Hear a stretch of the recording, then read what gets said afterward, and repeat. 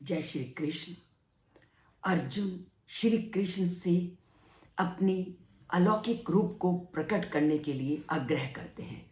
तो श्री कृष्ण अर्जुन के इस अनुरोध को मान करके अपने स्वरूप का वर्णन करते हुए कहते हैं कि वेदों में सामवेद भी मैं हूं, इंद्रियों में मन भी मैं हूं।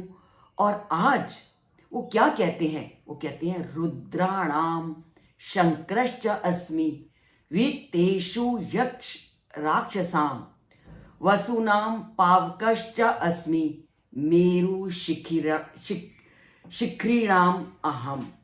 तो क्या कहते हैं कि मैं रुद्रों में शंकर हूं, मैं यक्षों में कुबेर हूं, वसुओं में अग्नि और पर्वतों में मैं मेरु हूं। तो रुद्र, अब जैसे ही श्री कृष्ण ने कहा कि मैं रुद्रों में शंकर हूं, तो रुद्र से क्या तात्पर्य है?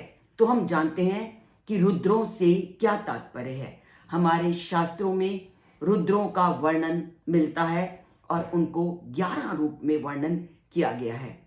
हर, बहुरूप, त्र्यंबका, अपराजिता, वृषकपि, शंकर, कपर्दी, रैवत, मृगव्याध, सर्व, कपिल आदि।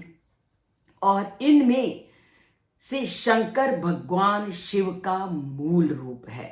इसलिए श्लोक में कहा गया है मैं रुद्रों में शंकर हूं।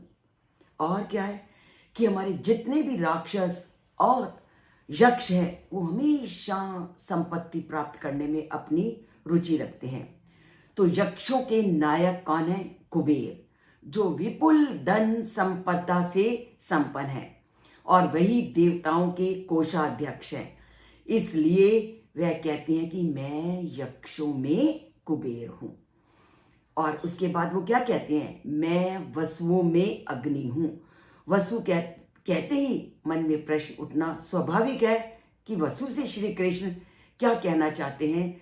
तो वसु क्या कि जो हमारे ब्रह्मांड की रचना होती है, वो ब्रह्मांड की रचना में 8 वसुओं का महत्वपूर्ण स्थान है। और वो 8 वसु हैं पृथ्वी, जल, अग्नि, अंतरिक्ष, सूर्य, चंद्रमा और नक्षत्र।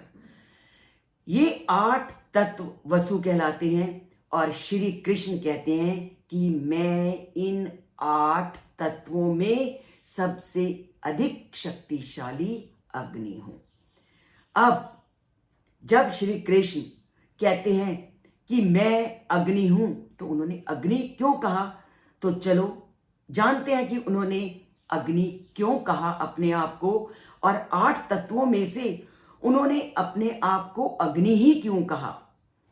और जबकि हम ये जानते हैं कि इन 8 तत्वों की ही ब्रह्मांड की रचना में महत्वपूर्ण स्थान है, तो फिर 8 तत्वों का जब महत्व है तो अग्नि को विशेष क्यों माना? तो जानते हैं अग्नि में गर्मी उत्पन्न करने की क्षमता होती है और अग्नि ही वह तत्व है जो अन्य पदार्थों को ऊर्जा प्रदान करती है। इसलिए श्री कृष्ण कहते हैं कि मैं सभी वस्तुओं में अग्नि हूं।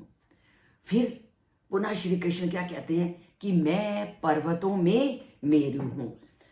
स्वर्ग लोक में मेरु पर्वत अपनी समृद्ध प्राकृतिक संपदा के लिए प्रसिद्ध है और ऐसा माना जाता है कि स्वर्ग की कई इकाइयां इसकी धुरी के चारों ओर चक्कर लगाती हैं। इसलिए सभी पर्वतों में मेरु पर्वत को श्रेष्ठ माना गया है। इसलिए श्री कृष्ण कहते हैं मैं सभी पर्वतों में मेरु हूं। तो ये श्लोक क्या कहता है? रुद्रों में शंकर भी कृष्ण, यक्षों में कुबेर, वसुओं में अग्नि, पर्वतों में मेरु भी श्री कृष्ण। इसलिए हे बंदे सदा भजन कर, भज गोविंदम भज गोविंदम भज गोविंदम मूढ़मते।